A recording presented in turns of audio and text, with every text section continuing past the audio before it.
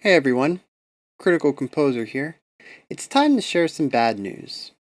This channel is being put on the back burner. I loved making the videos and sharing my findings, experience, and bonkers configs with all of you, but the content of the channel simply doesn't resonate with me the way that it used to.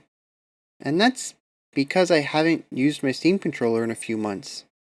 Don't get me wrong, I still love the device and still feel it is the most capable controller that we have available today, but it's become too much of a hassle to use for me, and that all comes down to the software. Those who have been part of the Steam controller communities on Reddit and Discord probably know that I'm rather vocal about my disappointment with Steam Input and the way that Valve is hamstrung their own software and hardware. Even today, I firmly believe that Steam Input and CAPI could have changed the PC gaming landscape, completely uprooting the control that Microsoft has given themselves when it comes to supported devices. CAPI could have replaced Xinput and allowed for any modern device to be used in games, and Steam Input could have replaced, or at least buttressed, in-game device remapping, ensuring that every device could be used however the user wanted regardless of the game. But, as we all know, none of that happened. Steam Input and the API ended up being undermarketed, poorly utilized, and restricted to a single application rather than being system-wide. I feel the same way about Proton's potential being artificially restricted, but that's a discussion for another time. For those who don't know, Steam is not my home platform of choice. A vast majority of my PC library exists on GOG, itch, physical hardware, and Humble, places that didn't require I use a launcher and rarely had DRM of any kind. I only made a Steam account after buying a Steam controller and discovered that I needed one to use it. Slowly, I found myself being shackled to a platform that I didn't always enjoy using. I was adding my games to it, finding workarounds to get difficult games working with its application hooks, constantly dealing with third-party software just to be able to use my controller. I mean, the whole point of DRM-free games is to not be tied down, and I found myself in quite the opposite situation. Earlier this year, after believing that I could never game without my Steam controller again, I took the dive and placed it in storage. For the last few months, I've been using a DualShock 4 with the official back paddles attachment, and using a combination of Joy-Shock Mapper and ReWASD to configure the device, JSM for the gyro, and ReWASD for general bindings. ReWASD is supposed to be getting gyro support this month, so it's possible that I'll be dropping JSM for a single software solution soon.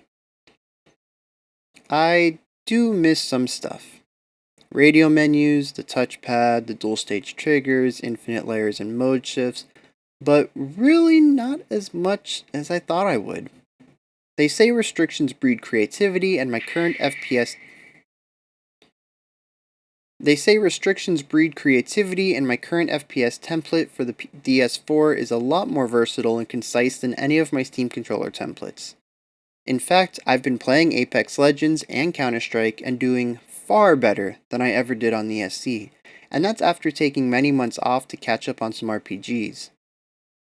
I'm not saying the Steam controller is inferior to a DualShock 4, nor am I saying that Steam Input is inferior to ReWASD.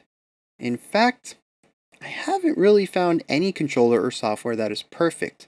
They all have their own strengths and weaknesses.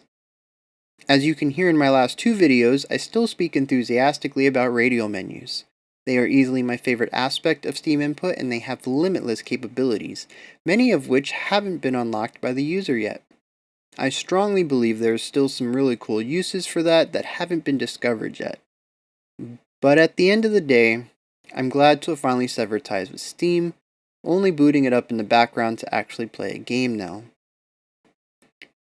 With all that said, I think it's plain to see why I won't be working on the channel anymore. I want to apologize to anyone who is looking forward to the rest of the Steam Input Essentials series.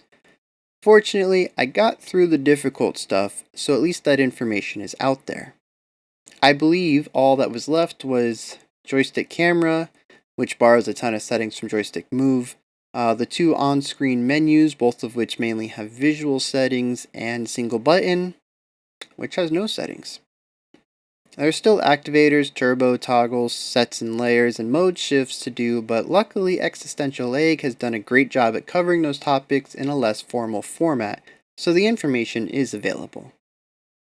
I'd like to return to video making in the future. After all, I was making video essays for games before I started the Steam Input tutorials, and I have a backlog of topics I'd like to visit, but for now, I'm trying to get back to my musical roots. Yeah, the composer part of my name. So you might see my name attached to some gaming videos in the future, but for right here, right now, I'm signing off for the last time as Critical Composer.